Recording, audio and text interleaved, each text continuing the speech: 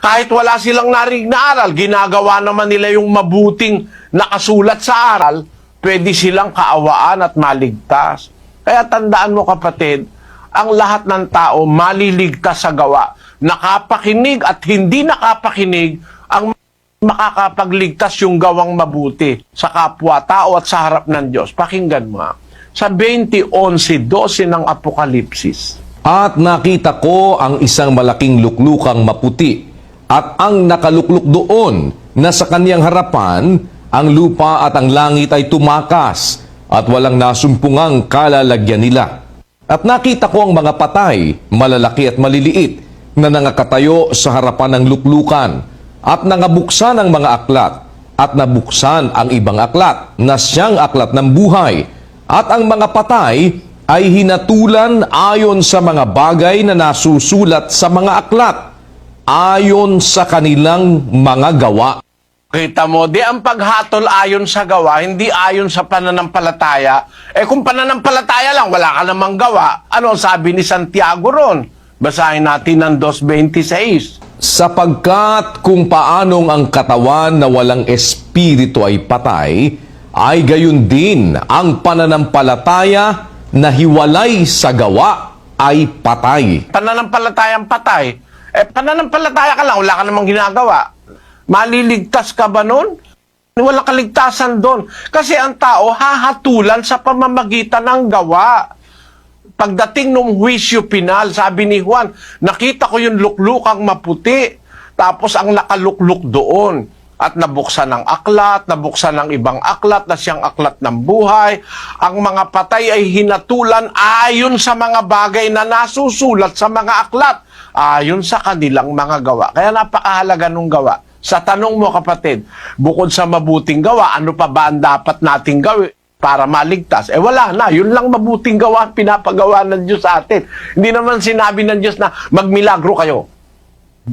Hindi naman sinabi ng Diyos na ikaw humawak ng ahas. O kaya hindi naman requisite yun Yung ginagawa ng iba, humawak ng ahas, magsalita ng wika. Walang ipinagagawang ganyan ng Diyos Ang ipinagagawa ng Diyos nasa Biblia, yung bawat gawang mabuti.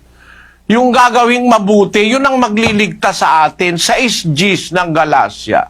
Kaya nga, samantalang tayo'y may pagkakataon, ay magsigawa tayo ng mabuti sa lahat, at lalong-lalo na sa mga kasangbahay sa pananampalataya.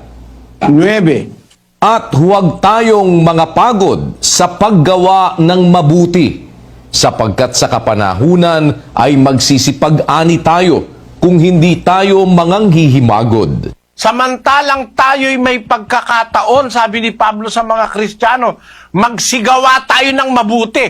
Napakaliwanag sa Biblia.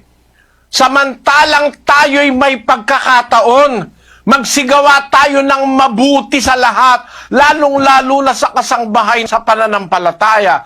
Kaya nga, huwag kayong mga pagod sa paggawa ng mabuti, sabi ni Pablo. Sapagkat sa kapanahunan ay magsisipag-ani tayo kung hindi tayo manghihimagod.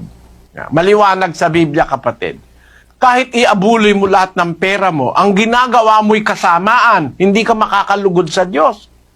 Ibigay mo lahat ng pera mo, hindi ka gumagawa ng kabutihan, hindi ka tatanggapin ng Diyos.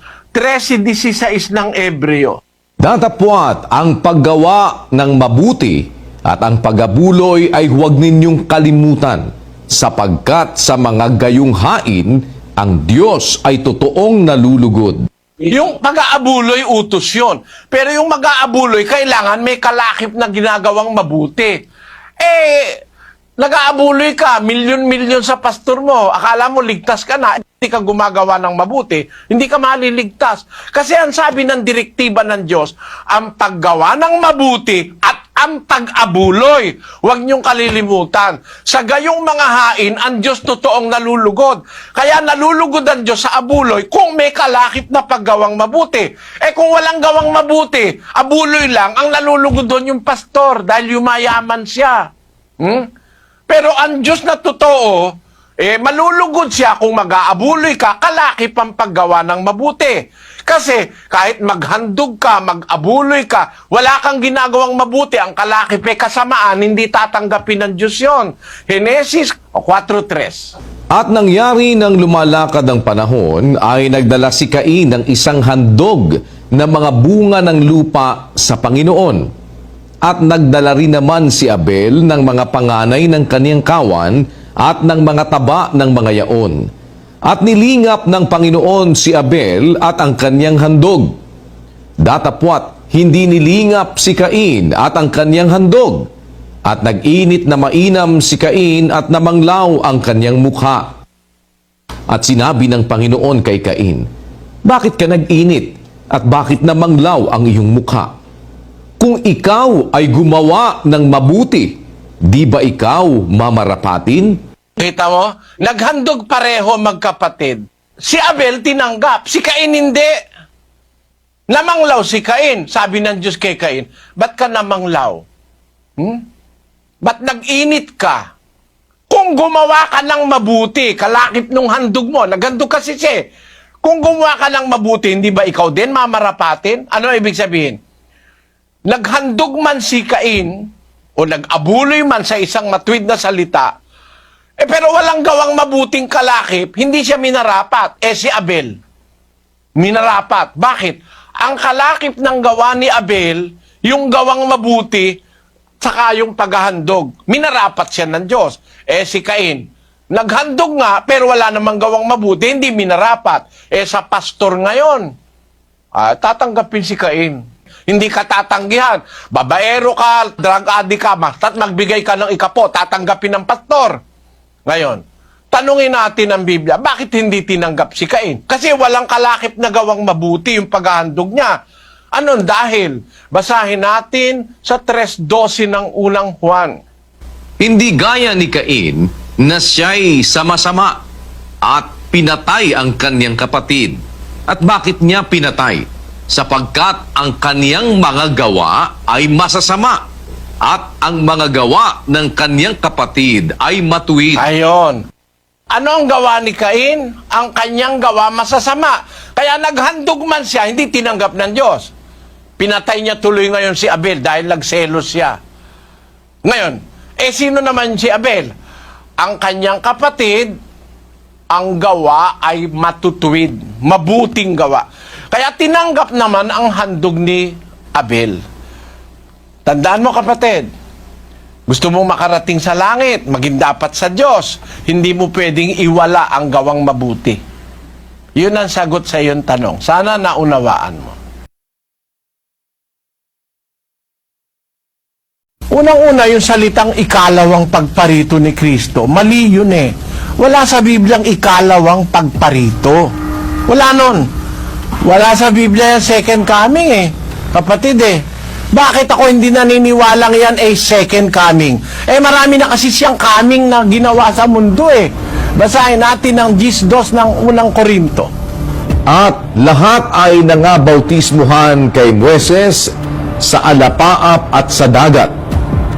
At lahat ay nagsikain ng isang pagkain ding ayon sa Espiritu.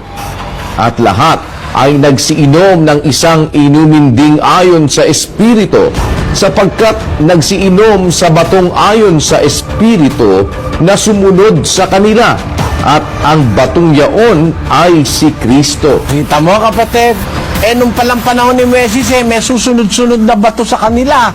Kaya nung nauuhaw na Israelita, yun ang pinalo ni Moises, lumabas ang tubig. Ang batong yaon si Kristo. Hindi pa pala siya napapanganak ni Maria, pumunta na siya rito sa lupa. Tapos, pumunta na naman siya uli nung panahon ipanganak siya ni Maria.